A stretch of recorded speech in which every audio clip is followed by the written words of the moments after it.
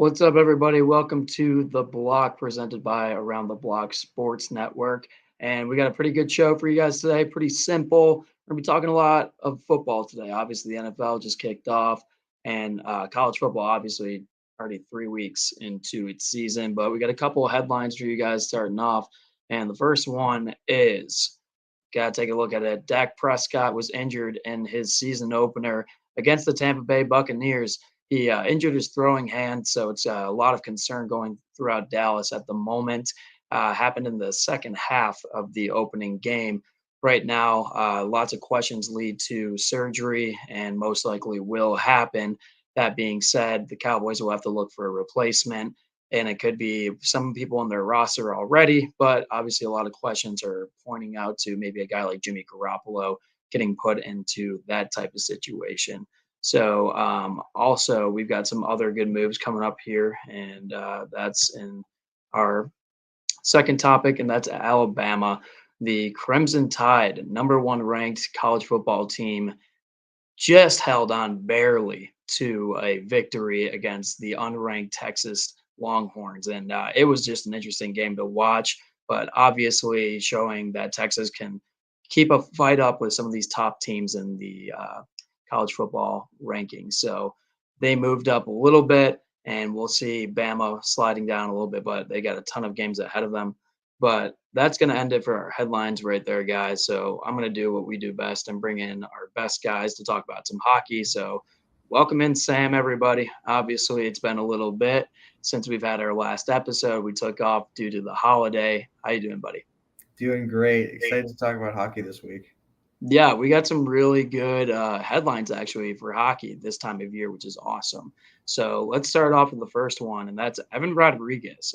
Was a player for the Pittsburgh Penguins this past year, but he is heading to Colorado, and this veteran signs a 1 year deal with the defending Stanley Cup champions for $2 million. So, what do you think of the move to start off, bud? Yeah, this is honestly a great move for Colorado here. I mean, these are the kinds of moves that extend championship windows. Guys in your bottom six that can produce well above what they're getting paid. I mean, $2 million for a guy that put up 19 goals and 24 assists last year. That's good numbers, honestly. And I think they still have a hole on their second line. That center position is not filled. I think it's a lot to ask of Evan Rodrigues to fill a second line center, but depth centers are always valuable. And to get a guy who could play on your third line, either on the wing or in the middle, for that price, you love it every time. Yeah, and you look at his career and his upbringing through the NHL. I mean, he started off with the Buffalo Sabres, a team that was just towards the bottom of the league. So he really was not producing many points whatsoever. A lot of people were high on him, though, playing with his former teammate at BU with Jack Eichel to start off his young NHL career. Obviously, didn't work out there and headed over to Pittsburgh and started to produce, especially when it came to the playoffs. So, I mean, he's definitely been on the uprise this past year, past couple years, to be honest. Like you said, though, I think as long as he's in those bottom six looks, especially on a defending Cups team and an unstoppable team, I will mention because I mean they are just good throughout the board. If anything, it's a good depth player, really good cheap deal. 1 year or two, if it works, it works. If it doesn't, it doesn't. I don't think it's going to harm him down the road. Definitely not. Honestly, it's just kind of surprising to see a player of this caliber be a free agent this long, just getting signed now, a couple weeks before training camp. Good Yeah, move for them. definitely a head scratcher for sure. Let's get into the next one, though. We've got actually my team, Buffalo Sabres here. They went out and they signed their top center, and that's Tage Thompson. He got 7 years and about $50 million with the Buffalo Sabres. And, right off the bat, this is kind of are we sure we want to do this? I mean, after having one really good season, they decided to stick with their core guy and ink up the paper. He had a phenomenal season this past year, lead goal scorer for the team. But at the end of the day, a lot of people are starting to circle back to the whole Jeff Skinner type deal. He produced at such a high level, and then they signed him for 9 million. And Tage obviously not getting paid that much, but definitely getting paid for pretty good for 1 year season. Yeah, I mean, you touched on it, but what happened to the bridge deal? That's Yeah. a trend that's gone away in the Hmm. NHL. Are these 2 to 3 year deals? After a player produces a very high season, you give them a smaller deal to see if they can replicate it. That's no longer the case, I guess. And Tage Thompson, the benefit of this, it's a $7.14 million AAV for him. So that's around what you'd pay, maybe a low end 1C or a high end 2C. So that's what they're expecting from him. They're expecting 30 goals and 30 assists to be the benchmark, the baseline for him going forward. Yeah, and you got to remember, based off of last year, Tage Thompson wasn't even playing center at all for this club. He was playing winger ever since he got into the NHL. Obviously, used to play center back in his day, but slowly just got the flip from Don Granato, the head coach of the Buffalo Sabres, and said, hey, I need you to do this, and produced very well for the Sabres this past year at the center position. So, at the end of the day, good for the Sabres in the sense of getting him locked in. I think it definitely adds to the whole culture build that they're trying to do there, where they're buying into their own players. And I honestly do think that Tage is a guy who wants to play in Buffalo. And that's definitely what GM Kevin Adams has been trying to preach across the entire NHL is we're not going to sign guys just to sign them. We're going to sign guys that want to be in Buffalo and turn it around. And Tage Thompson is clearly one of those leaders on this struggling Buffalo Sabres team. Yeah, he's definitely exceeded the expectations from when they got him in that Ryan O'Reilly trade.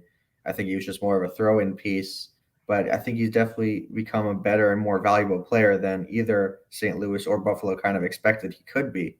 And that's great for Buffalo, right? And they're rewarding guys internally. And I think that's how you build culture and that's how you build loyalty amongst players. And so for that reason, maybe you do pay, a little bit more than it's worth. Maybe you take that risk because the intrinsic, invaluable, incalculable adds that this creates to the team and the franchise, just rewarding your guys internally. And so hopefully Tage Thompson can continue to impress and grow on it that season last year. At 24 years old, it's possible. But yeah. Well, you also, just look at the size of this guy. For what he did last year, that's like every NHL club's dream player to have, like a successful center who's just big, tall, can lower the body if needed to, but also can just skate around like a ballerina and absolutely shoot from from any angle of the ice. And he's proven that from this past year, but for fans that are all concerned about the high value and the money that was given to him, I think it's just the right move for this club, especially because of the restart since they got Kevin Adams at the GM position. His potential is unreal. Not necessarily, going to be the face of the NHL by any means, but he could be the face of this franchise in the sense of just being that hardworking guy that just does his all to produce at a high level. Stuff might not come to him naturally. He has to work at it, but that's the type of guy you want representing your team. Yeah. And, there's no signs that he will deteriorate. He's got all the tools. He's got the skill. But imagine if the Canadiens gave Alex Galchenyuk a 7x7 right after his 30-goal season. That would be rough. Catastrophic. In Iowa, Tim Stützle just got his 8-year extension.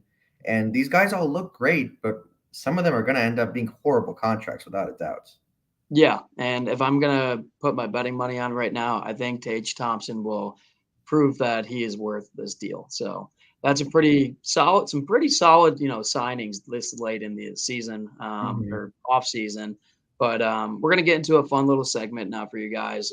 We've been waiting to do this. It's the top NHL hits that come to mind for us, and just want to get your guys' opinion on it. We try to go through a pretty decent list here of just somewhat legal hits during their time frame. Some aren't, but this game is just so brutal, and we wanted to come up with a pretty decent list. So let's start it off, buddy. You take us away here. Yeah, so the important thing about these hits is this Raffi Torres hit in particular, it got a 2-minute minor penalty. And we talked about they were legal in their day. This was 2011, I believe. This would have been a 5-minute major and a suspension probably in today's day. Yeah. The game has gotten way, way safer, and maybe for a good reason, but you sort of look back on plays like this, and it definitely had an added element, especially in the playoffs where a lot of these hits were. Yeah. We got a quick little video to show everybody. So here's hit number 5. Against Brower. Raffi Torres just wiped out Brent Seabrook. There's going to be a penalty on the play. Both. I mean, that's crazy. First off, I mean, obviously, very, very high up on the head there. All these hits that happen behind the net are usually just never good because it's somebody looking for the puck, their head's down. But the thing that just, is so amazing about this hit is just how big of a guy Brett Seabrook is. Mm-hmm. And you would never think that he would be on the other end of this type of story, but he is. So for me, it's just unreal. You just can't have your head down. But for him to just get bowled like that, it's crazy. Yeah, he does. He's big for one, and he doesn't move very fast either. So you'd think for him to get in a situation like that, I mean, it's an insanely obvious target, I think, from Raffi Torres here to get the momentum necessary to propel a guy like Brent Seabrook like that. Oof, yeah. Crazy hits. Yeah, and just such a really good game here too. I mean, obviously these guys don't like each other to begin with, and just it kind of sparked up the game, to be honest. Obviously boiled up some blood even more, and like I said, to see a big guy go down like that, it really catches your eye, especially when he gets his head whipped to the side and right down to the ice. I mean, it's not a good look, but man, it's a big hit. So that's going to cap it off at number 5 for us right there. Let's get into hit number 4. Hit number 4, Darcy Tucker. I mean, this guy, like, it's more the aftermath, and we don't have the clip. I mean, we have a clip, but we don't have the clip of the aftermath to show you. So I'll let you explain that. Yeah. So I think afterwards, this guy, Sammy Kapanen, was trying to get up, trying to hop over to the bench, and he was just so dizzy, kept falling back on the ice, kept trying to regain his balance. And I mean, he says he was fine afterwards, but there's no way he didn't come away with a concussion. Yeah, we'll show you guys real quick. You're going to want to look in the top right corner of your screen for this one. The shot is deflected high to the glass. Up comes Kapanen. Oh, boy, was he hit by Tucker. Kapanen is still on the ice. Yeah, it's so unreal to see these hits, especially for non-hockey fans here. Like, these guys are whipping around the ice on skateboarding way faster than some of these NFL guys, lacrosse guys, those big contact sports, and to see this guy's body just get lifted up into the air and then just fall flat on his back, it's never a good look. But obviously the Leafs and the Flyers do not like each other either. This was just a big hit and a big game. Yeah, and we touched on it earlier. This was 2004. There wasn't a penalty on this. Oh, I know. Which is crazy. I mean, it's very clearly a high hit, and still that was allowed, 15, 20 years ago. And it's just crazy. This was also in a playoff game. Just crazy to see. I mean, that swung the momentum of this game and the series just like that. Yeah, and it makes you wonder, like, what if you saw a hit like that nowadays? Especially in the playoffs. Like, first off, the fans would go crazy, regardless if it was legal and not legal, just because there is not, I mean, let's be real, there's really no big hitting anymore in this game. Same with fights as well. But this one here, I mean, this is what old school hockey was all about back in the day. And this is how, if you were struggling offensively, how do you get back in the game? You got to change the tone. And this was a tone changer for sure. Especially at home with all those fans. You saw that for crowd reaction. There's no way they didn't feel that. 100%. 100%. Let's get into number 3 here. And we've got, oh my goodness. Obviously, this is like an older video, but everybody who's a hockey fan remembers it. I'll let you explain this one too. Yeah, so Trevor Linden just takes Jeff Norton into the boards, and the boards come down with them. I mean, to be in the arena, be sitting that close, I can't imagine what that experience must have been like for those few people. Well, like also too, the atmosphere must have been awesome because remember, like this is old school hockey in the sense of nobody's got an iPhone, nobody's like on their phone, like looking at whatever or taking videos. Like literally, you see these photos like that pop up on social media of like old school sports, and you see everybody in the crowd and their eyes are just glued to the play, as it should be today. But I do miss that for sure. I know we don't live in that day and age, but this one, oh my goodness. We got a quick little clip. I'll show it to you guys real quick, and then we'll go from there. Right into the crowd. Norton has cut his wall from the glass. And I don't know that I've ever seen that before in my life where somebody's been hit into the glass and then continues to go right into the stands. Boom, and there it shatters, and what a shot that is. My, oh my. I mean, that is just I wouldn't want to be in the front row, though, with glass all over me. That's for I sure. would have. I mean, there's only so many hits in the NHL recorded of these glasses shattering. I mean, nowadays with the new type they have on the boards, it's usually coming off into 3 sections. It doesn't shatter like it does in this video. And I mean, my goodness, you just see him put him right through going for the hit. But the thing is, you realize when you watch the video is once he realizes the glass is broken, he continues to finish his check and throw him in, which I absolutely love. Check first, safety second.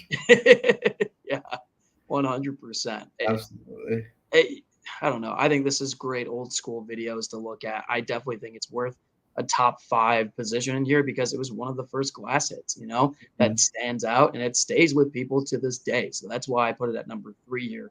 And number 2, though, we don't have a video. I'm sorry, guys. We don't have a video for this one. But this one is so good story-wise because of who the player that got hit, Paul Kariya, the type of player he was, what he meant for the team, where they were, what game they were playing in, and what happened after the hit. So I'll let you go ahead and talk about Scott Stevens a little bit before we get into the aftermath. So these are the 2 captains of their respective teams. Paul Kariya, the captain of the Mighty Ducks, and Scott Stevens, the captain of the New Jersey Devils. And Scott Stevens could have taken up all 5 spots on this list, to be honest with you guys. I mean, he just was known for laying the body. I mean, he has so many iconic hits. I think I chose this one just because it was the Cup final and it was their star in Paul Kariya and the aftermath of that, because this was Game 6 of the Cup final. The Ducks went on to win this game, but they lost Game 7 partly because of Kariya's absence due to his hits. He couldn't play it, and New Jersey won on the backs of that. So think about the cataclysmic sort of consequences this hit had on the history of hockey. I mean, well, and like for you guys out there who have never seen the hit, when he goes down, he's not moving whatsoever. The only thing you can see is him breathing super hard, like his body. I mean, he's knocked out. And, obviously the trainers come up, big playoff game, so they are just going absolutely nuts, like what is going on. But when he tries to get up, you just see him starting to wobble a little bit. And you even hear the announcers go like, whoa, whoa, whoa, he's not okay, not okay. The crazy part, though, is obviously he comes back in the game later on, which is unheard of. Obviously, this guy was concussed, and old school hockey, he's like, oh, I got to go back out and finish it. Surely enough, comes back out, and the famous, play-by-play announcement off the floor on the board. He scores top shelf. Just an unbelievable scene in hockey to this day. Just absolutely iconic. And in Game 7, he wasn't the same. It's clear like that hit had an impact that it's like rolled ankles, right? You don't feel them so bad right away, but a couple days after the fact, it's brutal. And so you could definitely feel like it was just an amazing moment to watch him come back. But I think afterwards, the impact this hit had, that's why it's number 2. Yeah, I agree. So let's get into number 1. I'm a big fan favorite of this one, me being the Sabres fan here. But for those of you, obviously, Brian Campbell was a pretty solid defenseman for the Buffalo Sabres back in the day, known for his offensive strides, but also just using his body when necessary. He wasn't known for that to start, though. That's for sure. And then we all know R.J. Umberger, who is just known for getting abused in the NHL, of just getting knocked over and for being a big guy, too. His career, he actually went pretty long for how many hits he received in his day. But we'll pull up the video and then we'll talk after it. Flyers looking to respond. Oh! Campbell just destroyed Umberger. And now this triggers a brawl. Brian Campbell absolutely cold-cocked RJ. Yeah, I mean, just a massive hit. And it's another rule, never keep your head down, especially on open ice, because somebody's coming for you and they're going to knock you down. So for me on this one, though, there's a couple things you got to talk about. First off, it's a playoff game. It's against the Philadelphia Flyers back when, the Sabres and Flyers absolutely hated each other. Just the heat of their rivalry. We're in overtime, too, already, which is insane. And it's at home ice for the Sabres. And for the characteristics of these guys absolutely hating each other and all the brawls that they had from the start of each franchise to this day. I mean, they always seem to get in fights and they just don't like each other. And, it's out of respect just because of how hard these two would play. But, I mean, my goodness, RJ Umberger just puts his head down at the wrong moment. And that arena just gets rocking as soon as Brian Campbell steps in and lays him out. Huge fight breaks out after. The Sabres home crowd gets rowdy about it, and they end up winning that playoff game later on. But this is just one of the most iconic hits of all time. Yeah, one thing also is that the Sabres almost scored right before this hit. Yeah. It was sort of a fluky goal. It almost trickled in off a flyer, but still, I mean, it was almost the highs and then the crazy low and then another crazy high for the Sabres fans. And what made it so great is that it was so unexpected, right? Yeah. And Brian Campbell, we mentioned it, offensive guy throughout his career. I remember him in Florida, really, really simple offensive guy. For him to lay the body like this, nobody would have ever expected it. That's 100% true. Nobody expected Campbell to go in and actually put down his shoulder and lay out. Especially Umberger. Yeah, no, for real. And like you said, too, I mean, they had almost scored prior to this. We'll show the video one more time. But when you look at the hit, obviously you can see Umberger trying to start a rush here. And he goes to put his head down. As soon as he does that, that's mistake number one, especially in this day and age of hockey.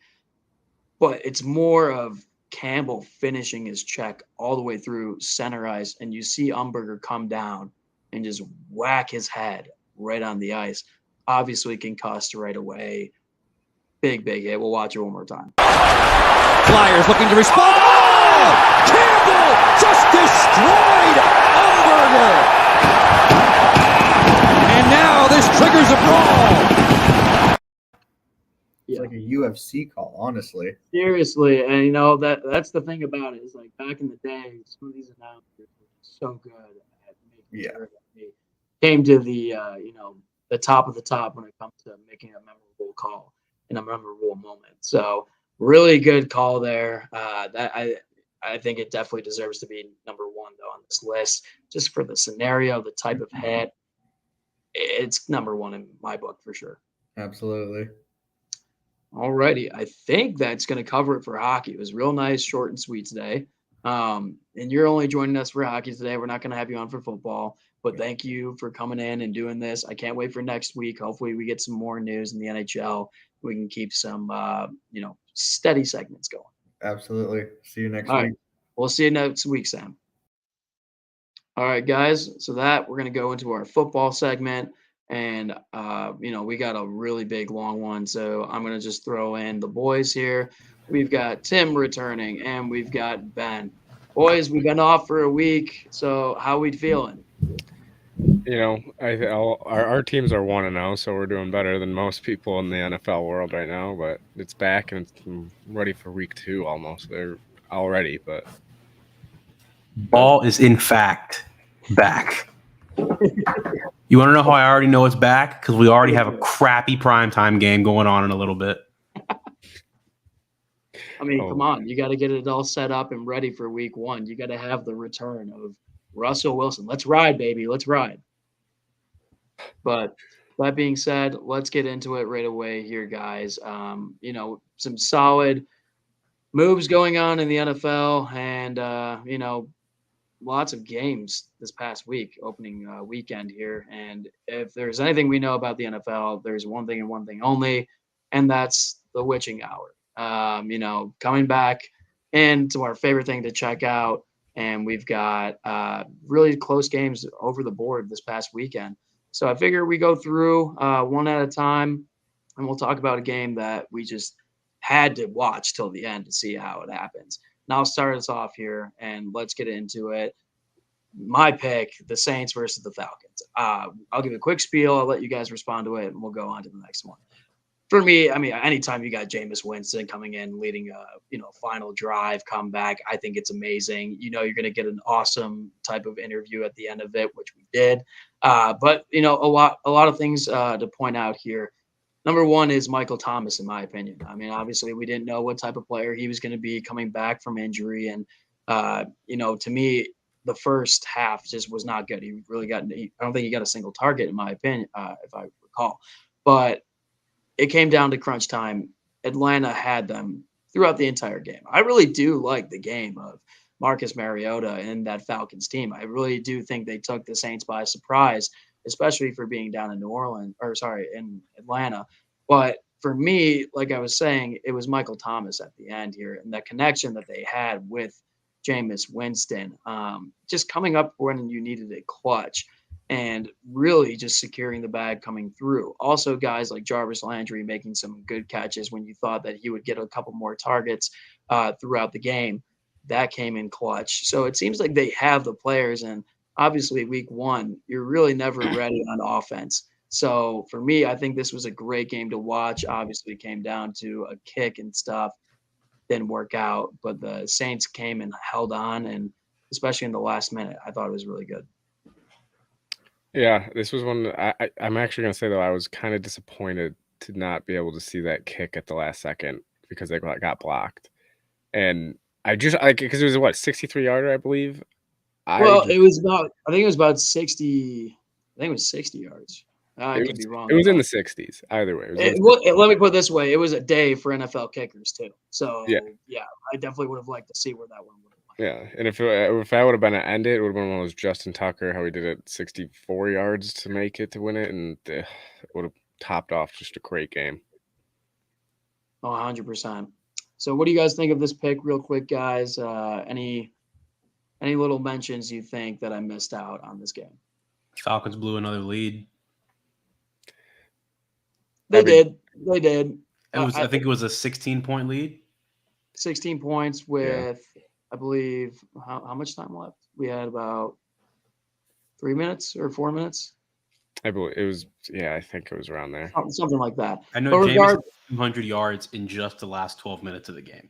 Well, he only had, I think, 27 at halftime. It was ridiculous. He was on, the stats looked horrible for him at half. You thought, oh, the Saints, there's no way that this offense is going to get going with Winston right now. And, I mean, they did get a big run from Taysom Hill, though. So. Yeah, and, I think that's another key aspect there in the sense of I think this team was figuring out how they're supposed to operate on offense, especially with Jameis coming back in and, hoping that he's going to stay healthy throughout the entire season. Obviously, I mentioned Michael Thomas, newcomers, and Jarvis Landry.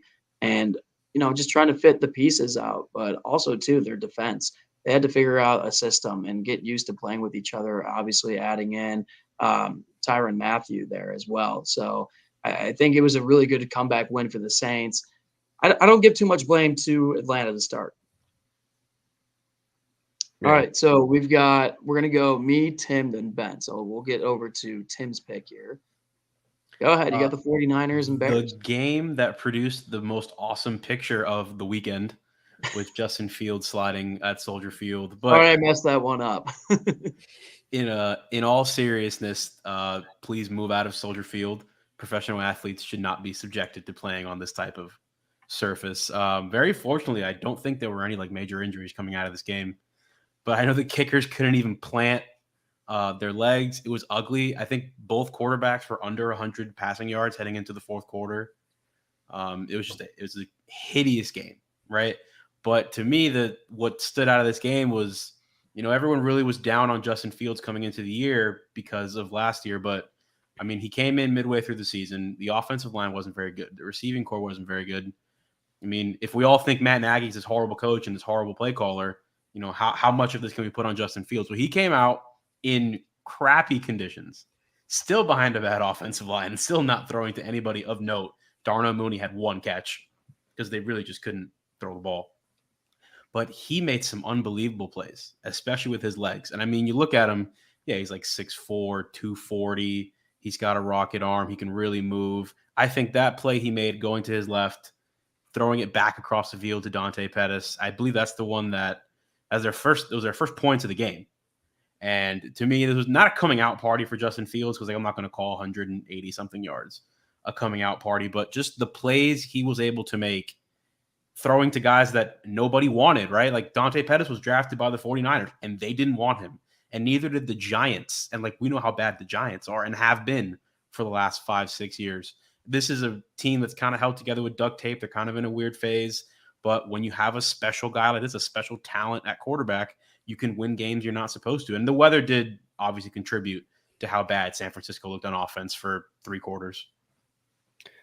I mean, I think Trey Lance is the other option or side of this, is where people were also freaking out about him in this game, which is, again, it's week 1. I think we should calm down. I saw people saying that the Bears are playoff contenders after this, which, look, props to them for winning, but come on, you don't have Matt Nagy there, as you said, anymore. It's amazing what a team can do when Matt Nagy is not your head coach.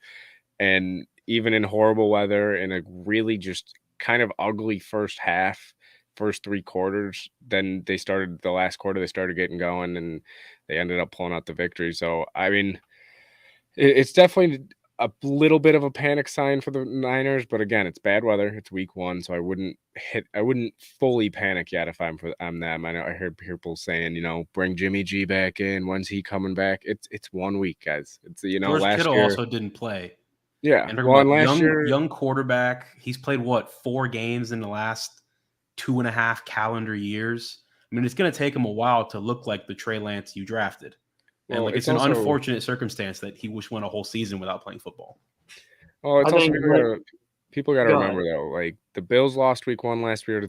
Last year, the Steelers, Green Bay, I'm pretty sure got blown out also by Minnesota. Yeah, last year too. So it's week 1. Yes, still you can panic, but I wouldn't fully overreact saying the Bears are better than the Niners, because at the end of the year, I think we'll see that the records will show that these are 2 teams that aren't exactly on the same level just yet. Yeah. And, I kind of agree with you guys. I don't think we need to judge anybody right away. It's week 1. Obviously, get the jitters out. The weather was terrible, guys. I mean, if anything, we put this game in here because of how the game went towards the end. And if anything, you have to click on it. If you're a fan of football, if it's a snow game, if it's a wind game, if it's a heavy rain game, you're going to at least check it out and see how it's going. Because the ball's moving all the time. Obviously, we saw Justin Fields sliding in after his big victory for throwing 120 yards. I don't think I would be flexing like that, but I mean, good for him. Probably be their only win of the season. So at the end of the day, if we look outside of like the stats and stuff, I think you just had to tune into this game just based off the weather. Yeah. All right, let's get into Ben's pick now. And you had the Giants and Titans. Yeah, I mean, there's obviously so many unbelievable good games this weekend, but I just wanted to talk about the Giants Titans for many reasons. One being the Giants actually won a season opener. They are 1-0. Saquon Barkley, just like Michael Thomas, comes back and he looks like he's back. He had, I think, 180 or 94 total yards, a touchdown, and he ran the ball only 18 times and he rushed for 164 yards. So I don't know if it's Brian Dabble. I don't know if it's just Saquon's that second year back off of, that injury. So he looks like he's looking good. Daniel Jones had to throw the ball 21 times, only had 4 incompletions. One of them was a pick. So Daniel Jones didn't even look that bad. I know he got reamed out on the sidelines by Dable. They got in a little heated argument, but Dable gets his first win on another missed field goal because kickers this week could not make anything.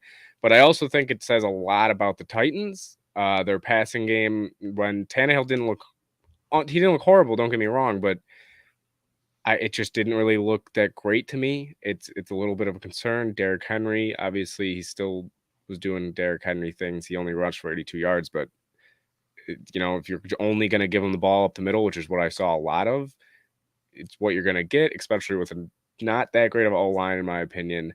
And also, I do want to say Mike Vrabel called on 3rd and 1, instead of just giving it to Derrick Henry, he called a tight end around, and it was -4. It was a negative play, and then they had a punt. So I don't know what's up with coaches and trying to get tricky on 3rd and 1, 4th and 1, whatever close yardage situations. But I think we learned this week, not just in this game, all around the league, because I feel like I saw it all over the place. Just take the simple route and run it up the middle, or come out of shotgun and do a quick slant play. Stop trying to be tricky on these 3rd and shorts, 4th and shorts, because I saw it a lot this weekend and it did not work out at all, including for the Titans, who have Derrick Henry, arguably they're the biggest guy ever at running back. But he also did get leveled. So that was also another surprise, seeing that hit from, I can't actually forget who hit him, but Derrick Henry felt like what it's like to get run over by Derrick Henry for once. This was another one of those just tune it in games, and you always knew with these two quarterbacks going at it. I think the Giants' offensive line might have something for the future. I think we talked about it on their record prediction, but those 2 tackles were picked as high as they were for a reason. Like Andrew Thomas and Evan Neal were both, I think they were both the first. No, Evan Neal was the second tackle taken because Ike Mekwonu went first, but he was right after. I mean, these were 2 guys were unbelievable offensive tackles. They're huge guys, long arms. Do I think Daniel Jones is going to be here next year? Probably not. My favorite part of this game is that everyone talks about like how short quarterbacks get passes batted at the line. Just not true. Daniel Jones and Ryan Tannehill, I believe, have the highest percentage of passes batted at the line. I think Baker Mayfield might be in there too. Every time I turned on this game, there was a pass batted at the line. I think Ryan Tannehill had like 4, and it was hysterical.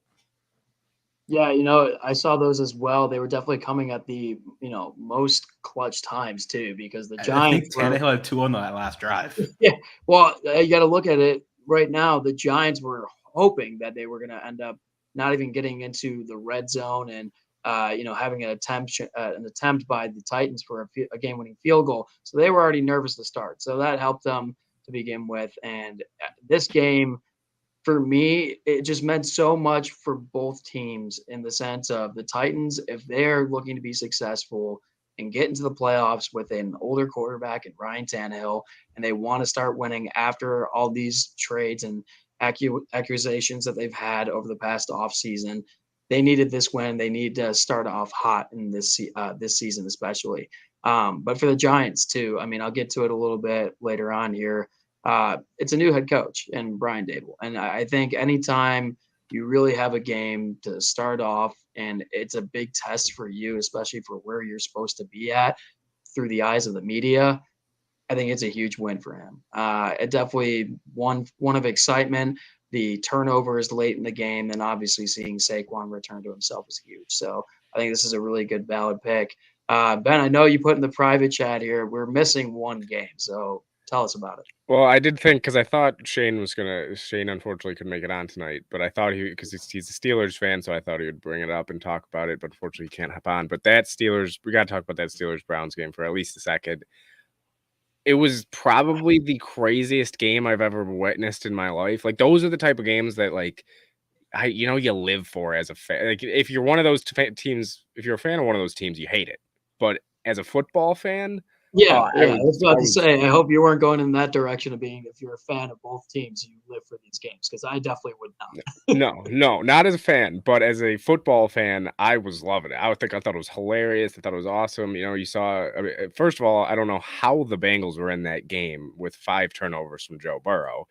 And second, Pittsburgh just kept coming back, somehow blocking field goals. I mean, then there was missed field goal. It was unbelievable to watch. Like, just when you thought it couldn't get any crazier, it did.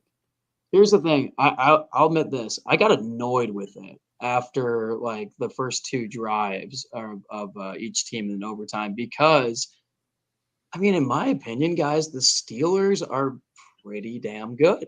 The thing is, they don't know what to call offensively. There's so many times that when I was watching the game, use Mitch Trubisky, roll him out to the right. You can gain 5-8 yards easily, 10 yards. And he's an athletic guy. So that drove me nuts like just watching the overtime, how it got into overtime. To me, I think the Steelers can be a way better team if they get their offensive play calling down correctly. Second off, the reason why I was also annoyed with it is because, I mean, Joe Burrow just had a terrible start on this game. And at that point, in my eyes, they didn't deserve to win. So I was actually kind of rooting for the Steelers later on because I'm like, if anything, if there's one team that deserves to win this game, it's the road guys who started off well. And I can't believe the Bengals got back into the game. I didn't think they had any business in getting into overtime to start with. Won't do my Joe Burrow thing because it's only week 1, but it is very much coming. The I told you so is coming at some point. Would you believe I missed the entire witching hour? I missed all of it. The whole craziness at the end of the 1 o'clock slate because I had to record instant reaction with ATV Dolphins, and the Dolphins game ended so early because the Patriots pretty much just chewed clock the entire game and only ended up with 7 points. I think it was over at like 3:50. So by 3:55, honestly, might have been early. Might have been like 3:40, 3:45. So I had to come in here, and there was a bunch of people in my living room. I told them, hey, you guys got to shut up. Don't make any noise for 30 minutes. And I walked out, and they're like, we hate you.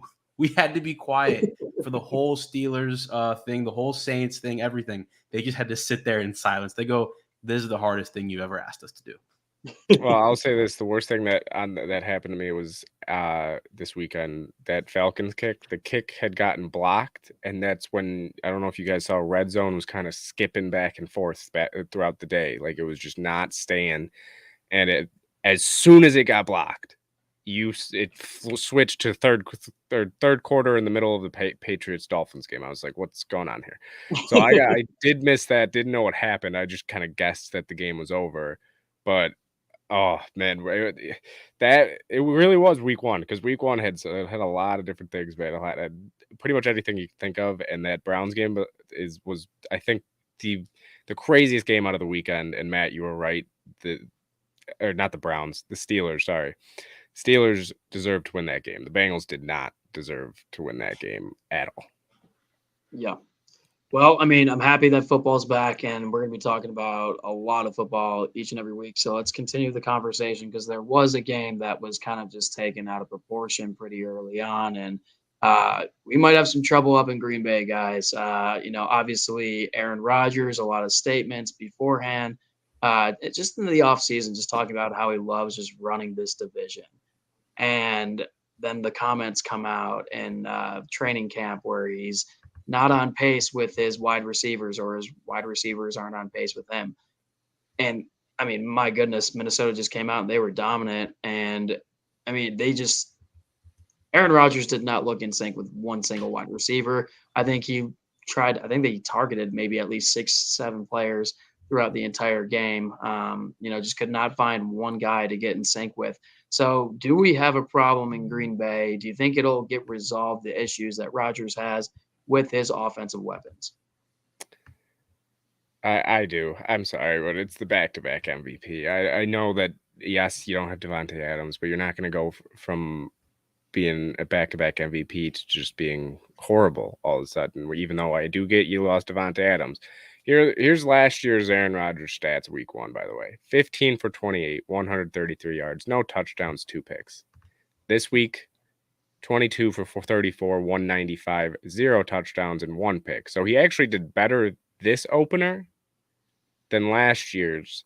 So that's the one overreaction that keeps getting me is that Aaron Rodgers, yes, they need to get another weapon at receiver. They need, if they want to be a Super Bowl. Odell Beckham Jr.? I don't know if they have that long to wait, if I'm being honest, to be number 1, number 2 seed, whatever it is, and win this division. Because that's the other thing. Minnesota looked great. They looked unbelievable. The offense looked good. The defense looked good. So I don't know if OBJ's the answer, but there is a guy we just talked about him. In New York. He only played 7 snaps, and he got the ball twice yesterday. And when he got the ball, he made a play. So maybe he's a guy that you could look out. Tony over there in New Jersey, actually. So maybe he's a guy. Maybe they go out and trade for someone, but they got to do something there. Also, the O-line was also just I don't even it was almost as bad as the receiving core. He was under pressure all day. Darius Smith had a great game, and I know he even laid a block on or Rodgers tried to lay a block on him, and didn't work out too well for Rodgers. Believe it or not, I've got more belief in the Packers after this game because I'm very confident that their defense is going to be a lot better than it has been in previous years. And they got torched. Yet only gave up 23 points. Like Justin Jefferson was having his way. And what was Minnesota had 20 points going into the fourth quarter. I mean, that's 4 scoring drives. And one of them was set up by an Aaron Rodgers interception. And look, the Vikings just might have a really good offense. Like we know they have good weapons and they've spent a lot of draft capital building that offensive line. Maybe Kevin O'Connell's just got the stuff as a play caller. Who knows? We've seen it happen before where guys like McVay, Shanahan, these offensive guys comes in and offense just feels kind of effortless. This wide zone system is kind of taking over the league. Like half the league runs it at this point. Green Bay's defense is going to be really good at some point in the season. Their offense looked like crap, but they were also missing their 2 best offensive linemen, Bakhtiari and Jenkins. Neither one played. I imagine at some point they're going to have both those guys back. I think they found something with using the running backs as both pass catchers and rushers. You don't typically see A.J. Dillon. You're like, oh, that guy's a weapon in the passing game. But he is. I mean, he's so big and so strong. He builds up so much speed and power when you get him the ball in space like they do on those out routes. And he kind of just barrels through people and picks up a quick 8 or 9 yards. Aaron Jones had to hit a couple big ones. Eventually, the plays like the Christian Watson drop, that's going to result in a touchdown. He is young, and he had drop problems in college.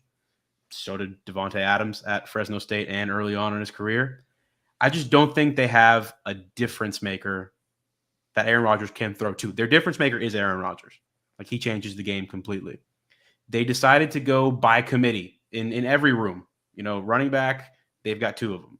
Wide receivers, they have like 6 that they like. I don't think they love a single one of them, but they have a bunch they like. And then at tight end, they've got Tunyon, and they love Mercedes Lewis. I mean, he's like 38 years old already, and they keep bringing him back. And they also like the H-back kid out of Cincinnati, Josiah DeGuara, who they drafted in 2020.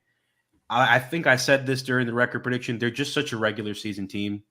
Like this, what they do is just so effortless. Like I said, this is another team that runs this style of offense. Rodgers and LaFleur, whether it's with Adams or without Adams, they just make everything look easy. I think they'll win 14 games, but like you guys said, when it comes down to it in the playoffs, when you're playing the Rams, when you're playing Tampa, you want a Devontae Adams. They don't have him. I think they're going to have trouble scoring against those elite defenses, and I'm not sure that Minnesota's one, but they do have a good pass rush. They'll be a lot better, but Super Bowl window kind of feels closed. Yeah, I will say I think they do have a pretty decent player in Sammy Watkins on this wide receiver core. Not in the sense that he is just that big of a game changer, but he is pretty authentic in the sense of being that guy who can get downfield pretty fast. He can contest with balls. I think they need to give him a little bit more trust in this offense, maybe get him up on the depth chart a little bit. And like you said, I mean, it's Aaron Rodgers. So anytime you get a little bit of connection going on, I think it would explode with that type of player. But to look at the whole picture here, I think it will take a little bit time. I think they will start off slow, but make their way later, or I would say late in the mid-season to get back on track. I do think that they are now one of the top teams for a landing spot in Odell Beckham Jr. That's if he doesn't go to, I think the Bills would be his top choice right now. But if he's looking at a team to go to in the sense of getting to a Super Bowl fast and quick, I think you'd want to go to an NFC team. And I think he'd be a real good game changer in Green Bay. Plus, he's going to want to look for a long-term contract after this season. And I think being having a guaranteed number 1 spot in Green Bay versus other players or other teams, I think he would go there. So that being said, I think once they get to the midseason and all that good stuff, they'll be back in sync, and maybe they can acquire a guy like Odell Beckham Jr. and be right back on track. So I'm actually not too worried about it as well. That being said, let's get into our next little topic here. And we've got new NFL coaches along with coordinators that have made their debut week 1. And I'll start off with mine, and we'll circle our way back to the Giants. And I have Brian Dable. I mean, I think he did a good job in the sense of what this team was structured to be through the eyes of the media. I mean, they were supposed to be a team that's not going to win over 5 games or something like that. Questions throughout the locker room. Will Saquon return to his old self? Will Daniel Jones be enough to get them a couple wins? I remember I said, hey, they're probably going to get to 9 wins this season. You guys thought it was crazy. I still think it's a really good possibility, even though this is week 1. I think Dable did a phenomenal job of keeping their guys' heads cool with everything that went wrong. I mean, you got to look at their turnovers that they had. They could have easily went downhill, but I think he did a good job of keeping his group calm, cool, and collective. And I think getting this win was huge for them on the road, week 1. Yeah, I mean, it's more of just, I think, a culture build. Like you said, Matt, he's just trying to build that culture right now. He's trying to win over that fan base. I know, like, it was a little shaky there in the third quarter when he was yelling with Daniel Jones, but look, it's a new team. He's going from one of the best teams in the league in the Bills to one of the worst in the league in the Giants. Things like that are going to happen. He's a first-year head coach. I did not expect them to win this game, but I don't think anybody did. It does help out his former team, though, winning that. And I do see now why the Bills didn't trade for Saquon Barkley last year. It's because Dable wanted him for himself, because knowing he's going to the Giants, he did not want to give up Saquon. I liked Brian Dable a good bit in the process. He was my number 2 option for the Dolphins once Brian Flores was fired. Very fortunate to get my number 1 guy in Mike McDaniel. Top 5 day in my life, not going to lie. I love what Brian Dable is going to bring to the Giants. Their defense, like we talked about, it's got pieces. I mean, last year they were a good defense, and they lost their coordinator, unfortunately. But I think they've got a lot of pieces, especially on that defensive line going forward. We talked about their offensive line. If Saquon's back, it's a blessing and a curse, because you have someone to give the ball to this year if Daniel Jones is just a disaster like he has been before. But also, now you have to think about the long-term future of Saquon Barkley. Is Brian Dable, who came from Buffalo, and as you guys know, running backs aren't a big priority over there in Buffalo. I believe Singletary is a 4th-round pick. I believe 3rd or 4th. Almost everybody that starts on this team are 4th to 7th. I think Allen's actually the only first rounder. James Cook's another mid to late round pick, and like Singletary's been the starter for a few years now. And there's a lot of talk that he's going to be gone next year. Yeah, so I don't think they're going to want to make a huge investment in running back. But for this year, Saquon might be a great option in fantasy, because I think he's going to get the ball a lot going forward. And I know Tennessee's not what they were last year. They've lost a lot on both sides of the ball. But that's a good team. That's a well-coached team. And you went into their house and beat them. And they've got continuity on both sides of the ball. Todd Downing coming back as the offensive coordinator. I don't know who the defensive coordinator is. They never really made a big hire after Dean Pease left. But they're running the same thing they've been running for years over there. Everything in New York is new. And you went in there and beat them. That's really impressive for a first-year head coach. Yeah, real quick to cap it off, I'm just going to add that this is just such a important win for Dable because of the team that he has going into this season. Getting a gritty, tough-fought win, even though they may have gotten lucky, just on the road to start off this season. I think that's so huge. You saw the emotion come out as soon as they missed the kick, and even him dancing in the locker room with his players. It shows that he has definitely switched the culture. So I think it's a really good pick here in the sense of giving Brian Dable his credit where credit is due. Tim, let's get to your pick here. Not a head coach, so let's go for it. We'll be very soon. By this time next year, we'll be talking about Ben Johnson coaching his first game for somebody. I wouldn't say he's a quick riser, because he's been doing this for about 12 years already, but he spent a little bit of time in Miami with the Dolphins through 2 or 3 different head coaches. He started his career out at Boston College as a GA, but this guy has never coached anything except wide receivers and tight ends. So he's not, the next quarterback guru like everyone wants, like Kevin O'Connell was, because he coached quarterbacks and he was a quarterback. But what Ben Johnson is doing with the Lions, and I know they have great offensive line, They have a really, really good offensive line. But DeAndre Swift was phenomenal yesterday. This is a good Eagles defense, guys, especially on that defensive line. And I believe the Eagles' 3 defensive tackles they rotate in were all bottom 10 in like pass rush win rate or just player grades in general. Like they took it to the Eagles. And the only reason that they didn't score more than 35 points was because they couldn't score at first because Jared Goff just simply refused to play quarterback for a good half quarter. And the Eagles built a good lead, and he threw a pick 6. If he had competent quarterback play yesterday, the Lions score 40 points. The Detroit Lions score 40 points against a team that the 3 of us believe is going to be pretty good, and most of the world believes is going to be pretty good this year. I mean, the Eagles got some dudes on defense. And, again, continuity on defense. This was Ben Johnson's first game as the offense coordinator. So really like what he did yesterday. I think he's very quickly going to be the hottest commodity on the coaching market. And I think a lot of teams with young quarterbacks who want to hire an offensive coach, here's your guy. Yeah, we've all been big on the Lions. I think the Lions, if they can get a quarterback next year, they can find their guy. I mean, they got weapons, man. They do. I mean, Amon-Ra St. They've got Brown. weapons coming in too, as well. I mean, let's not Exactly. forget Jameson Williams. Yeah, he's not even there yet. Wait until he gets there. And I'm sorry, but Amon-Ra St. Brown is going to be a superstar, man. He is. Even that touchdown, man. He fought for that touchdown. He fights for every yard. He goes up. He can make the plays. He can get open. I think he's gonna be a star. I think Detroit has found them a 1-2 punch for the next 10 years there with Williams, and obviously we haven't seen Williams play yet, but Williams and St. Brown, I think, could be a duo there. They got the 2 running back duo also with Williams and Swift, who again looked good. DeAndre Swift almost broke one out. I think the second drive of the game for Detroit. So I like Detroit this year, man. I've got Swift numbers right here because what immediately popped out, he averaged almost 10 yards a pop on the ground. He had a 50-yard run, didn't he? Yeah. So 9.6 per carry on the ground and then 10.3 per reception on the air.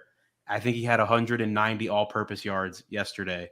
Again, in a game where his quarterback was struggling, going up against a good defense. I mean, DeAndre Swift is a star. You mentioned Amon-Ra St. Brown. I love me some Jameson Williams. This offense is pretty set outside of, the quarterback position. And there might be some guys becoming available later. How many draft picks do you give up for Lamar Jackson if you're the Lions? Probably a lot. Yeah. I agree. Let's get into our next pick here, Ben. Yeah, I mean, I'm going with Kevin O'Connell. He came over from LA, right? Just won a Super Bowl. There was a lot of talk that, Jefferson before the year was saying, I know how Cooper Kupp was getting open now. I know how he was racking up these big games. It showed, man. He had 156 yards at half and 2 touchdowns. More than the Packers did. Yeah, he literally had more yards than the entire Packers team at halftime. And I think it's just the fact that he lived up to it in his first game, because you hear all the time these coaches go to big places, leave big time head coaches, and they just don't really do as well as they are expected to do. Matt Patricia being one of them. And then they have to go find another job because they can't be a head coach in the NFL. But it wasn't even just the offense that impressed me. Like, obviously you got Dalvin Cook, you got Justin Jefferson. Kirk Cousins did look a little better, but the defense was the part that shocked me, because, like we said, it's still Aaron Rodgers on the other side of the football field. You still have A.J. Dillon and Aaron Jones there. Those are 2 great players. Tanyan had 9 touchdowns before he got hurt last year, I'm pretty sure. I could be wrong on that, but I believe it was 9 touchdowns. So it's not like he's a bad weapon. And yes, the receiving core isn't the greatest, but man, did they get after him. They came from every way, every angle, and somehow Kevin O'Connell was getting on offense. He was getting Justin Jefferson lined up across from Preston Smith. I don't know how he ended up doing that, but Kevin O'Connell found a way.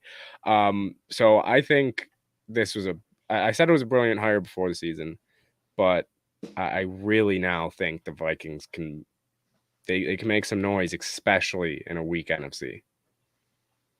Yeah, I'll quickly say, I think it was a great statement win for him, in the sense of, guys, Green Bay's been running this division for years. I mean, obviously they are having their own issues itself, but just to get this win at home and have that division win week 1 is so huge for a new head coach in the league.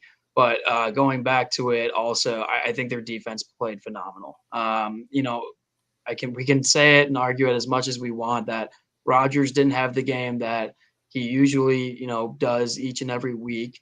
But at the end of the day, I love the in syncness they have and just rushing and putting their noses down and going for the football, no matter what. I think that was huge. The people they brought in this offseason really did start to, prove that they're well worth their positioning. The guy being in Harrison Phillips, he played great yesterday, in my opinion, for being just a small part of this new defense. And that's what you want as a head coach, is to get everybody on that depth chart to play to their best capability and make plays, even though they're not the stars, looking guys there. I think it's a great win for this organization. Great win for, just for himself. This is going to be a memorable one for him. And to get it done against Aaron Rodgers and the Green Bay Packers, who have been running this division for years, it's got to feel great. I think the Vikings are going to be a really annoying team to play against this year. I mean, look, especially when you got Kirk Cousins, who's probably going to slowly rise up, where there's going to be one guy who's saying he's going to be the MVP this year. I mean, this is like the surface. I mean, when you have a new coach, you always say week 1 is the surface. I mean, again, we've talked about it. They played great, but only scored 23 points. Some of those field goal drives are going to become touchdown drives later in the season. We know the weapons. We know about Dalvin Cook and Madison in the backfield. Kirk Cousins, everyone craps on him, but Kirk Cousins is a top 14, top 12 quarterback. You could very much win with that. At the offseason, I think I said I don't think either Super Bowl team had a top 8 quarterback. I don't love their defense, but their defensive line is awesome. And you guys know as much as anybody because you watch the Bills. If you can throw the ball and rush the passer, you can win. Like, you can be really bad against the run and be really bad running the ball, but win in the year 2022 if you can throw it and rush the passer. And that is exactly what they do. Don't love their corner room. I think they're going to be in a lot of shootouts if they're not getting pressure with 4. But Kevin O'Connell, I said it like 10 minutes ago, he might just have the goods. I mean, this offense was beautiful against what I believe is a very good defense. All righty. Well, that being said, that's going to wrap up our coaches for this segment, but let's get into college football now, guys. Really good NFL week, but even better college football. Obviously, already in week 3 here. We covered week 1 a little bit, but due to the break last week, we weren't able to get into week 2. So we're here at week 3. We've got a new top 25 here on the list. What are you guys thinking about the list so far? Do you think anybody on the outside should be in the top 25? You got problems where certain teams are ranked? Let me hear what you guys are thinking. I'm just not. There's a couple teams I'm not sold on. I mean, BYU. We're going to talk about them in a second. That's one I got. It's one that we got to talk about. We'll see this weekend if they can keep up with it and say we actually do deserve this ranking. They're one. I mean, I will say it's a shock to even see, even though I know Bama only won by 1, it's still a shock to see them fall from 1. Just because seems like it's Bama. They never are going to make them drop. I don't think it's still early. It's week 3. Let's be real. There's going to be a lot of this. It's going to be a lot of changes here. I think Texas. For me, it's the struggles with Texas A&M. Yeah, Texas A&M was one. I mean, I'm not a huge fan of Bo Nix, but that's also because I'm an Auburn Tigers fan and I saw him a lot. So I think Oregon will end up falling out of this top 25. But Kentucky is another team I'm not exactly sold on yet. I mean, it's really just right now. It's early in the season. It's 2 weeks in. We're gonna see a lot of things change, but I don't think I'm ever gonna be pleased with it until later in the season. Okay, I've got a quick little swing I'll throw at you. I don't think Utah is all that special, in my opinion. And if we're going all the way back to week 1, obviously they were ranked extremely high in my books to start off the season. And then you have Florida come in and they get the win. Now they jump all the way up into the top 25 going into last week. and they go and play Kentucky, who was, ranked to start off, and I think respectively so based off of what they did last season and continuing to hold on to some key pieces. Now you have Kentucky come in and play a way overrated Florida team on the road. Kentucky gets the win, and now they jump up into the top 10. That's ridiculous for me, having Kentucky in the top 10. Florida, how they got so high up in the rankings a couple weeks back was a joke to me. So I think that's kind of messed up there. And then for me, I mean, having Texas A&M, they've been struggling a lot. I'm not saying that Kentucky and Florida should not be in the top 25. I don't think they should be ranked as high as they are, though, right now. And then obviously A&M, I mean, they've just been struggling. They've been barely getting by games, but I will talk about them in a little bit later. So that's my spiel for the top 25. Tim, you got anything? I got two really big problems with the rankings, and they both reside in the state of Texas. Explain to me A&M being ranked. They looked bad against their cupcake, and then they looked horrible against App State. And I'll get into it more when we talk about A&M Miami. But I understand that for the first couple weeks, your preseason, opinions of teams factor into where you rank them, right? It's only week 3.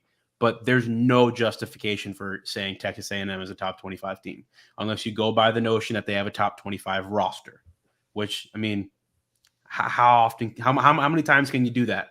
I mean, I get App State's a good team, right? App State scored like 60 points against North Carolina. This was in College Station. I mean, this was after one of Texas A&M's male cheerleaders called everyone in Boone, North Carolina, a hick and a redneck and only have 2 brain cells. And you go out and you score, 14 points? And I get UNC has a good offense. UNC just put 60-something on them. This is 14 points. This is a $30 million recruiting class. I mean, Jimbo Fisher coming in making like $8 million a year. You can't have them ranked. And Texas, I'm big on, I hate Texas.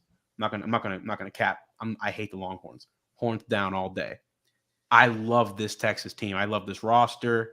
Like some of the transfers they brought in. Love Steve Sarkisian as a coach. Love Quinn Ewers as a quarterback. And I get they took Bama to the brink and probably should have beat them. Probably would have beat them with Quinn Ewers. I have a couple examples of cautionary tales of overranking teams that play a good team close and lose. They both reside in the state of Florida. 2021 Gators took that same Bama team, probably an even better Bama team with a lot better players on it, to the brink at the Swamp. But the rest of that season was a disaster for the Gators, right? They scored 13 points against Kentucky. They gave up 49 points to LSU last year, and we saw LSU last year.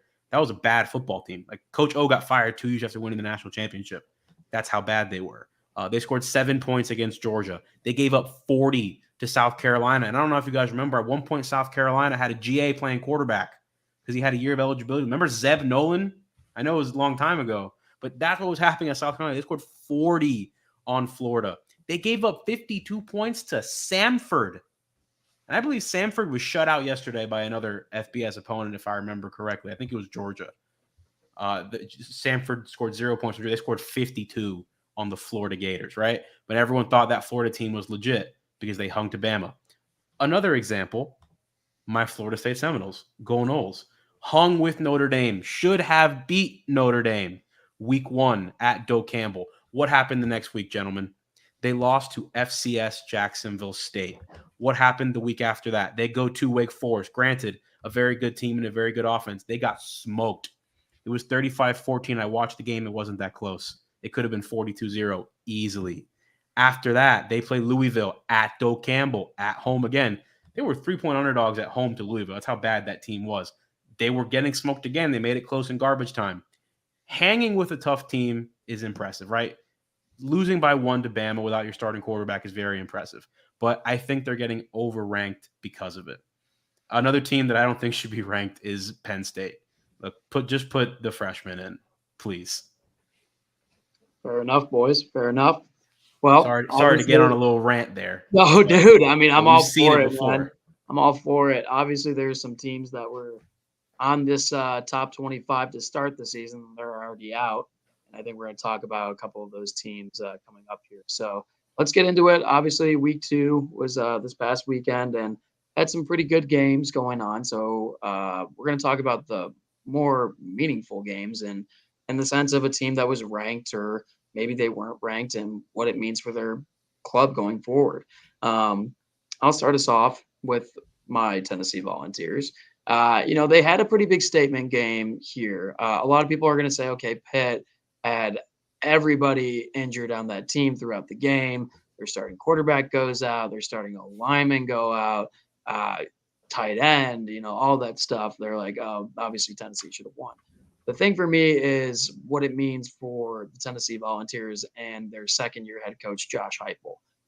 Last year, didn't know what type of team we were going to have. Heupel comes in as a first-year head coach, start off with a quarterback in the name of Joe Milton, who is then replaced by the new starting quarterback to this day, Hendon Hooker. Just a lot of lopside based off of last year.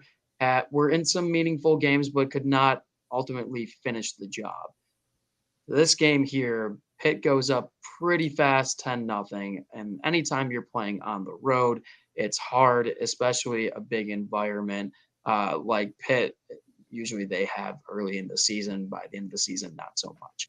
But that being said, Tennessee had to overcome a lot. Obviously, being down early, lots of controversy going on between both universities, and maybe the Pittsburgh, fan base, they weren't allowing Tennessee fans to buy a certain section for their away students to come visit. So that was already up in the air. And it's also a big game. It's the Johnny Majors Bowl, obviously coached at both universities, and was just a big part to both universities. So it's a big game for Tennessee. Going back to Josh Heupel, he hasn't had a big game where he has come back against a ranked opponent and finished a hard-fought game. He's blown out teams before, and that's easy. But a real good head coach, it comes down to finding a way to win when it looks terrible for you. And that's exactly what Tennessee did. They were able to get into overtime and come out on top, beating Pitt for the first time, which is huge for this university. And they are off to 2-0 on the season, and the Vols move up into 15 in the top 25 AP poll. Yeah, I think for this game, though, the craziest part is Pitt went 4 for 18 on third down.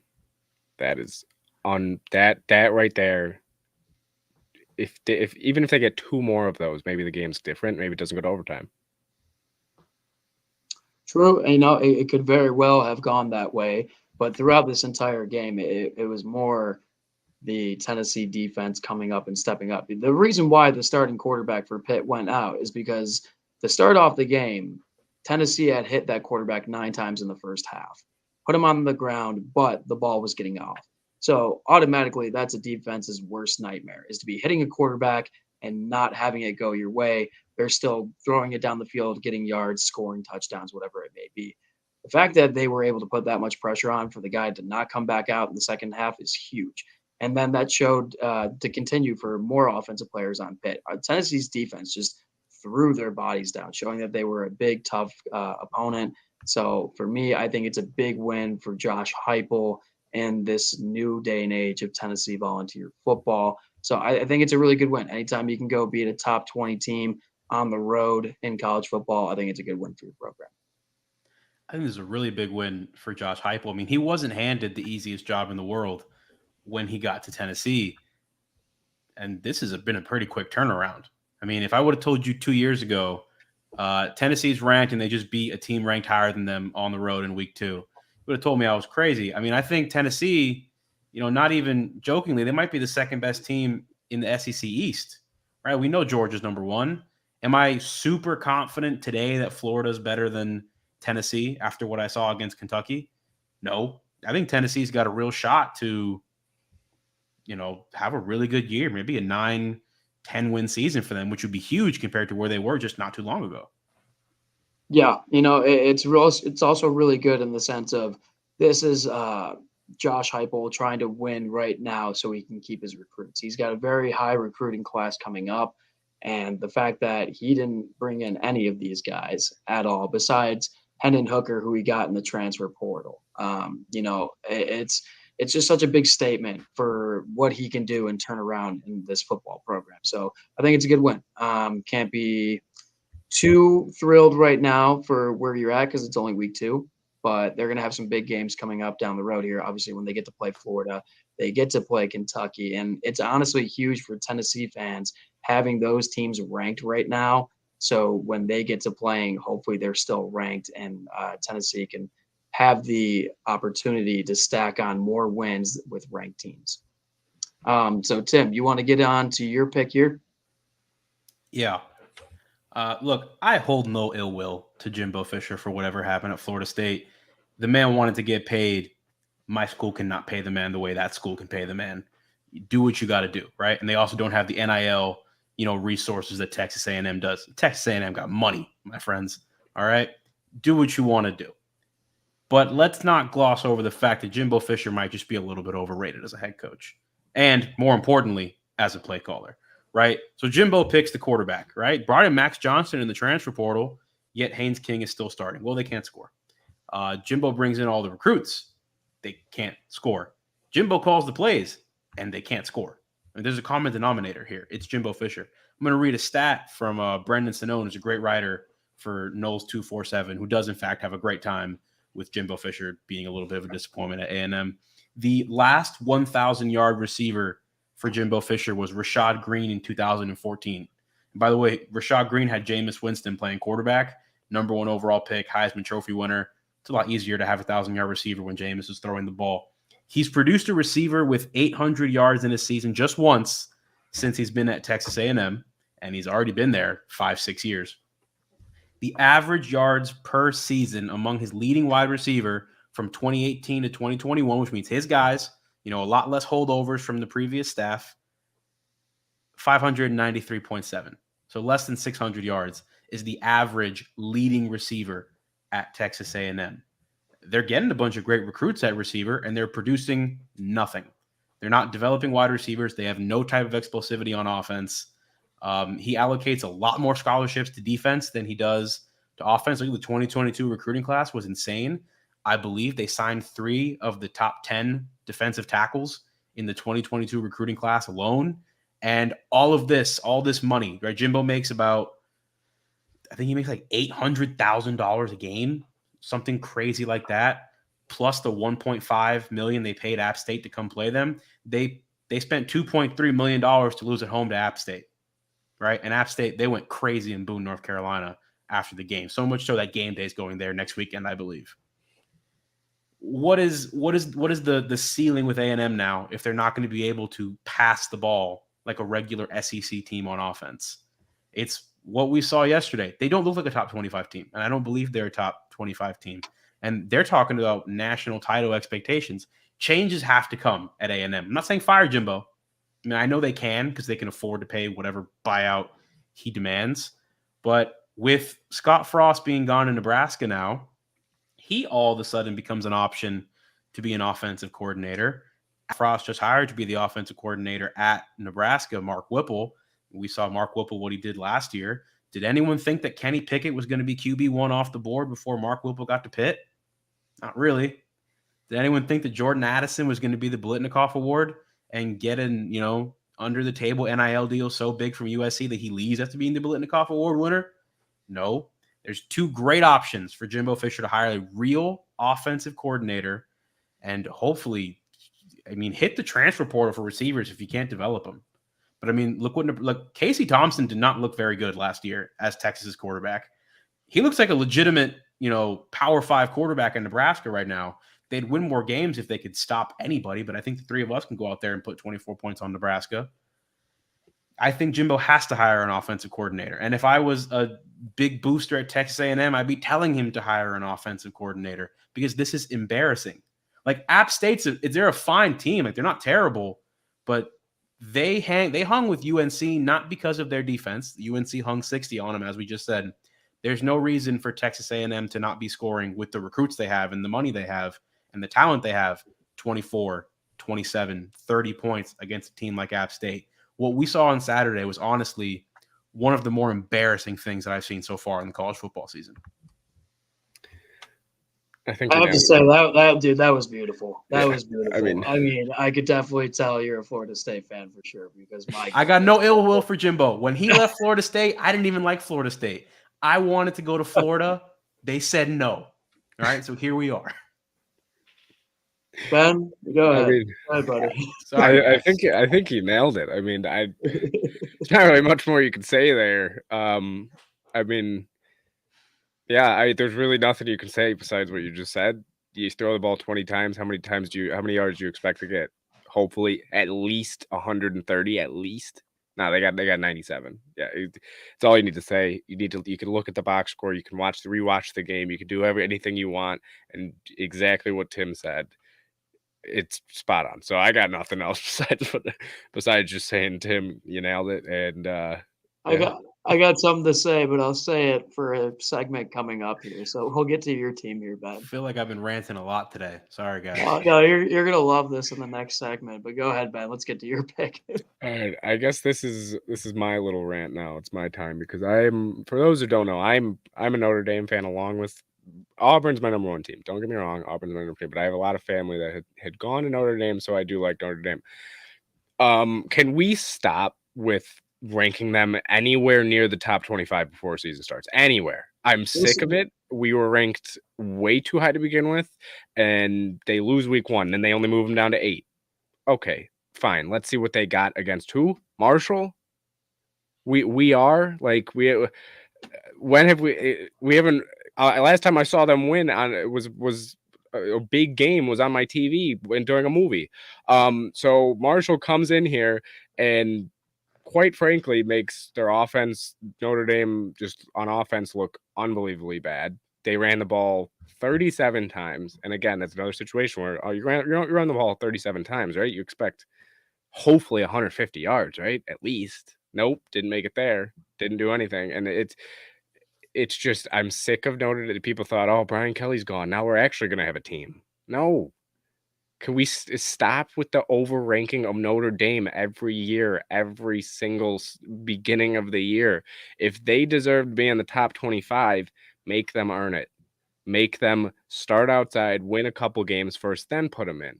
Because Marshall, honestly, when I was watching that game, I was like, you got to be like, it just was not fun to watch being a Notre Dame fan. And I am sorry, but Notre Dame fans and just the whole program needs to understand that they need to actually make some moves and win high-quality football games against high-quality football teams for people to take them seriously, especially when you begin the year in the top 5. In my opinion, for them to take people as serious or that team serious going forward with how the college football, is turning out in the sense of people going to different divisions and stuff, they need to join a division. I think they need to do that right off the bat. They cannot continue to do this. Let's rank them in the top 10. Let's have them play a top 10 team to start off this season. So if they lose or when they lose, we can't get them out of the top 15. Somehow they stayed at 8, though, after week 2, and then they go on and get embarrassed by this because to me, it takes other teams that are actually worth to be in the top 25. It takes away from them. Or if they're playing another team that was higher ranked or whatever, they would have an opportunity to sneak into the top 25 when this team has no business being in the top 25, nor did they have any business being in it at the beginning of the season. So I think going forward, they do need to move into a different conference. And I think we are going to see something unfold over the next 2 to 4 years of different conference play, especially with college football playoff expanding. It's going to get real different real fast. But yeah, this game, like you said, the whole watching it on your TV, it was the last big game we saw Marshall in. So, big game for them. But Notre Dame, they had no business. I was going to say when we were talking about the top 25, that is one thing I'm happy about is that Notre Dame, they actually got them out of there. Because I thought, they lost this game. Somehow they're going to be at 22, 23, whatever it is. They were going to somehow keep them in there. They did the right thing.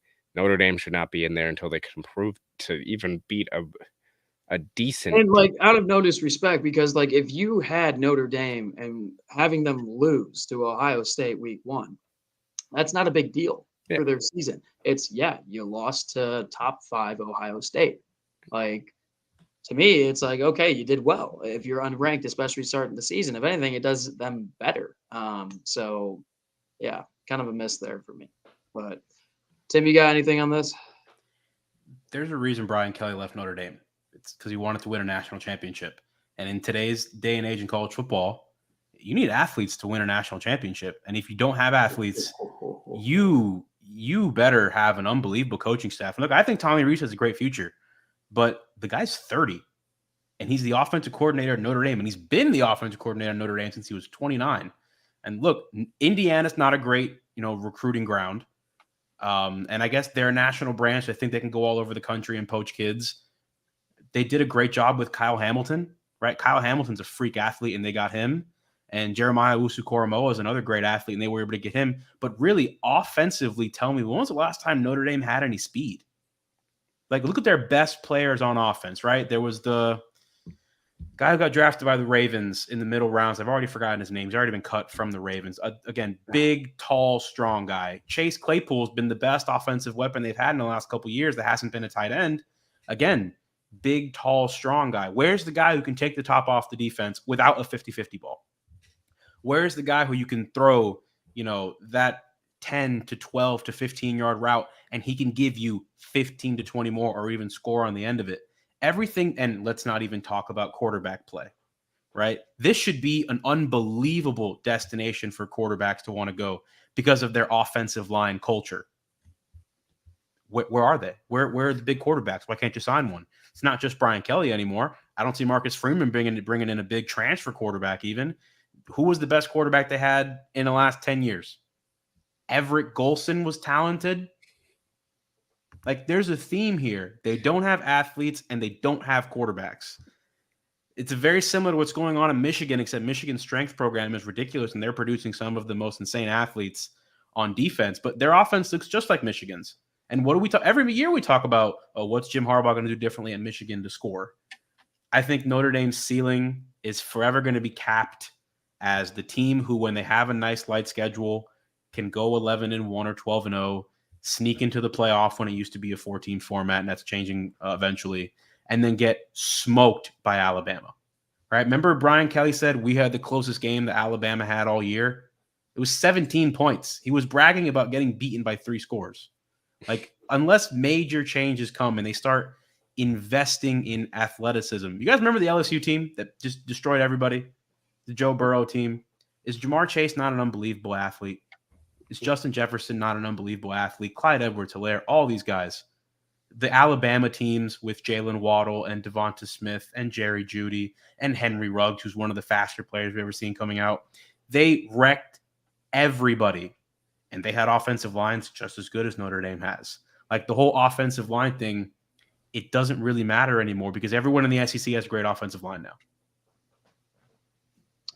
All right, let's get into our last topic here. And thank you guys for bringing up those games. I think they were really good to talk about, especially for college football fans out there. But that being said, we got some matchups this week, and we're going to take each and every week. We're going to look at the top 25 matchup games.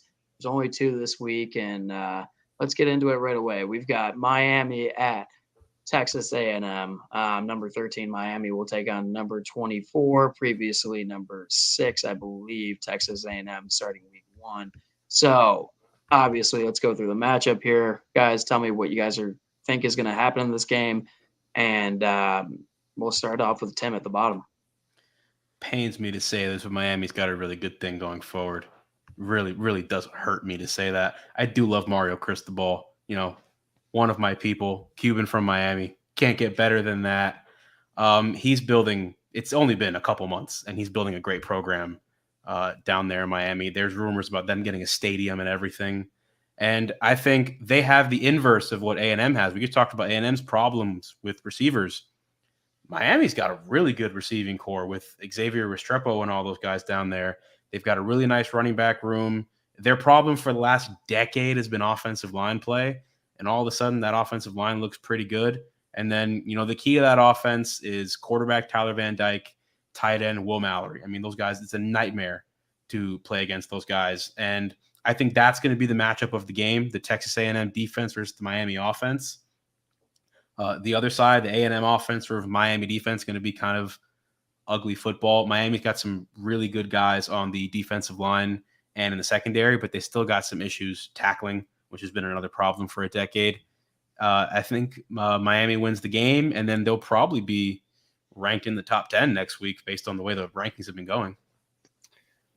I think it's crazy, even just looking at this game, looking at the stats and everything, and looking at the spread. And how is Miami not favored? Miami's not favored? No, it's -5.5 Texas A&M, and I understand it's in Texas. I get it's in Texas A&M, but come on, guys! Like App State just beat them there. Yeah, like it's. I'm taking Miami also. I think honestly, I think it could be a Miami blowout. I'm not exactly sold on A&M like we all talked about earlier. I think especially in college football, I think having a game-changing tight end in college football is key to beating a lot of different teams. And Mallory is one of those guys where, you see it.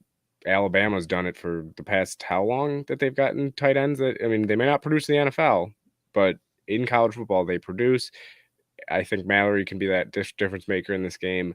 I think it could be a 2-score game, potentially 3, maybe not more than a 3-score game, but I think, Miami, although I will say this, like you said, Tim, if they jump into the top 10 after beating Texas A&M, if they do beat Texas A&M, like, we got to settle down with making people jump. Unless if they jump to like 6 or 5 or 7, like that's a little too high. If they jump to 9, 10, all right, I'll accept it. But we got to relax on the jumping so much here and there, especially with week 3.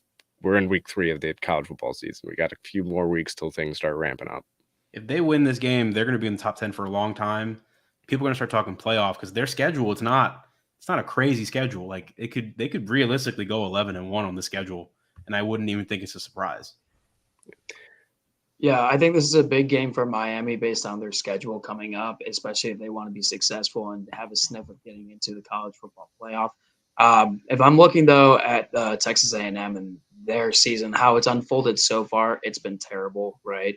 But you look at, the points per game that each team has. Miami's like 50 right now, I'm pretty sure. While you got A&M in the low 20s, maybe 30, something like that. Also, the yards per game is just completely lopsided so far. I think Miami's at like 500, where Texas A&M's at 350 about. So it's so lopsided right now. But for some reason, I feel like that's the reason why I got to go with Texas A&M. And also being in Texas, it makes all the sense in the world to go ahead and pick Miami. I think they are realistically the better team to start off the season, but there's a different atmosphere in heading into Texas. That stadium is insane. I know it's a big road, opportunity for Miami here. I just got a weird feeling, guys. I'm going to go with Texas A&M. It makes sense to go ahead and pick Miami, but there's something about me. I got to go with A&M. But if we were to look at if the realistic thing happens, Miami wins, they're not going to move inside the top 10, guys. There's going to be too many other games. There's not enough other games with ranked opponents where I think that they're going to lose and fall so much. The next game we're going to talk about is 20. I believe it's 25, and I forget what the other ranking is. But either way, there's just not enough teams playing ranked opponents for teams to fall out. Miami, they won't be able to hop into the top 10 with a win here. But that's fine. They got a lot left of the season here. Texas A&M, I think right now this is their season. This is kind of like almost their miniature college football playoff right here, because they're going to try and do everything they can to save their season. They're ranked 24 right now. This would be a huge win and shock them right back into the top 20. So I think they're going to bring a lot more emotion too. That's why I'm going to go with Texas A&M. I will say this is the first time that Miami's going to see real bodies on the trenches. They've played Bethune-Cookman and Southern Missouri, I think, so far. And we talked about it like 30 seconds ago. Like, their offensive line's been a problem for a decade. So it's going to be really interesting to see how, because now they're bringing in a huge offensive line culture. Mario Cristobal, former offensive lineman himself, coached offensive lines at Alabama, transformed the offensive line culture at Oregon. So it's going to be a real test to see where his program's at in year one. And also Texas A&M, this is where you allocate all your scholarships. So the defensive line is going to have to win you this game. I will say, Matt, the last 5 games, Texas A&M lost, win, loss, win, loss. Going back to last year. So if it's on track, you should be right and they should win. I think it's just too much on the line here for A&M, especially for being this big school, big money-making school or money-producing school.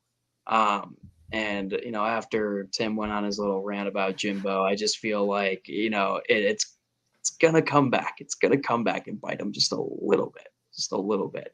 So I do think they just have so much more to prove in this game. And, there's so much on the line. This is their season right here. If they don't win this game, they're done. So take advantage of it. I mean, you got a 13 ranked position team here. Take advantage of it. Go for it. I think it's gonna be a different animal. Miami going to A&M. So I'm gonna pick A&M on this game. Let's get into the last game of the week here, though, for the top matchup ranked here. We've got BYU and Oregon. I don't know. BYU being 12 is a little ridiculous for me, guys.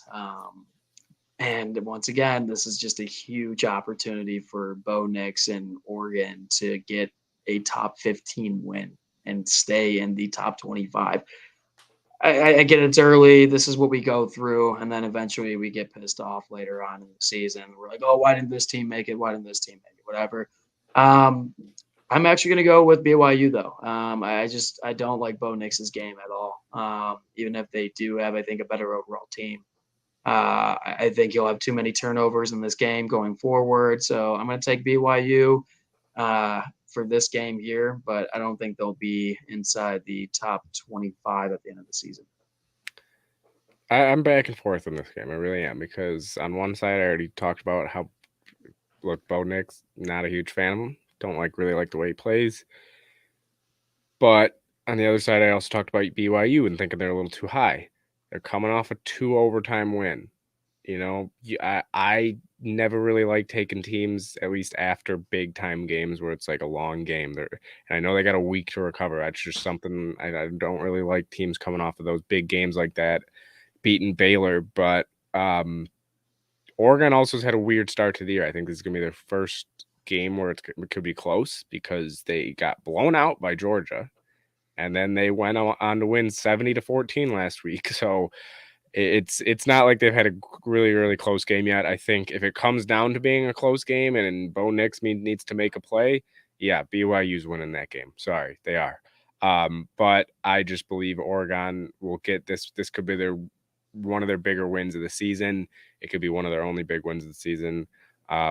It's in Oregon. I'm going to take them. I think, it's I've been back and forth on this one. I just think Oregon's going to end up getting the best of BYU this week.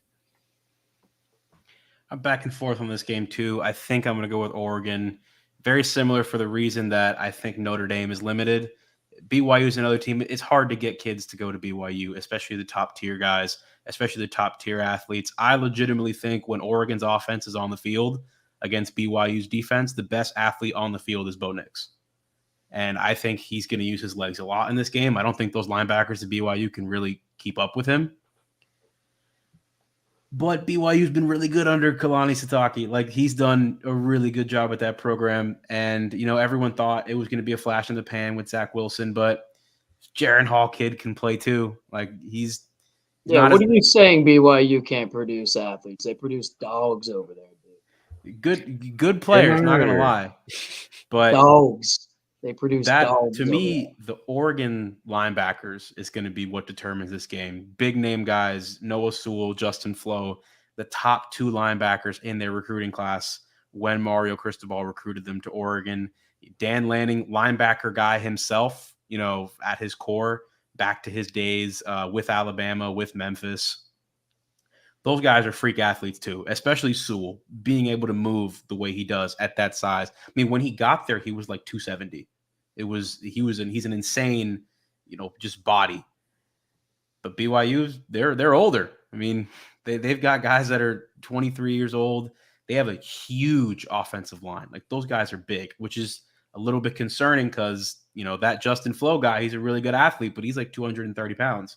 He could very easily get washed down in the run game. I could see BYU creating some huge lanes in this game. I still think Oregon takes it, but I'm back and forth. I think it's gonna be an awesome game. I'm not. I think missing this game. it could be one of the higher scoring games of the weekend. BYU, when they want to, they can score. They played a game against Virginia last year where I think there was like 85 points at halftime. Yeah, we'll see. I mean, I don't know. I never really count BYU out. They're always just one of those teams like an App State where they can just come out and really like put forward their foot and just be like, all right, we're taking over the game, especially when you have some uncertainty from whatever team they're playing against. And for me, that guy is Bo Nix. Yeah, I mean, you guys may be high on him, but I think he just makes too many mistakes, and I think they always happen in the biggest moments. So I'm going to Don't get me wrong. Bo Nix is terrible. Oh, I'm not going to lie to you, but it wouldn't shock me at all if Bo Nix finished this game with like 120 rushing yards, like at all. He might throw 3 picks. I agree. But at the end of the day, I'm going to take BYU. I just think too many mistakes, and even if he goes off for so many yards in the rushing game, he's going to cause some mistake, guys. And I think at the end of the day, BYU, they know what they are in the sense of we're not the most talented team. I think they think that compared to Oregon, like overall look out of their team, and I think they don't make as many mistakes as Bo Nix can in the offense. So that's why I'm going to take BYU. So that means I'm lone wolfing it for every single pick here today, guys. So we'll see what happens over the weekend, and then we'll continue to pick each matchup going forward throughout the rest of the season. Anything else you guys want to talk about before we close it off? Bills are going to the Super Bowl. That's about it. Love to hear it. What's the score of the game right now? Do we know? All I know is Jameis Winston was it's 10-10, believe it or not. Jerry Jeudy 67-yard touchdown a few moments ago. What? Geno Smith is 12 for 12. Ooh. MVP? MVP? Oh, boy. MVP. All right, boys. Well, that's going to do it. Thank you guys for coming and watching and commenting. It means a lot. We'll be back next week with a really good episode for you guys. Hopefully, we'll have some exciting games over the weekend, and we can continue to do some pretty decent shows for you guys. So until next time, we'll see you.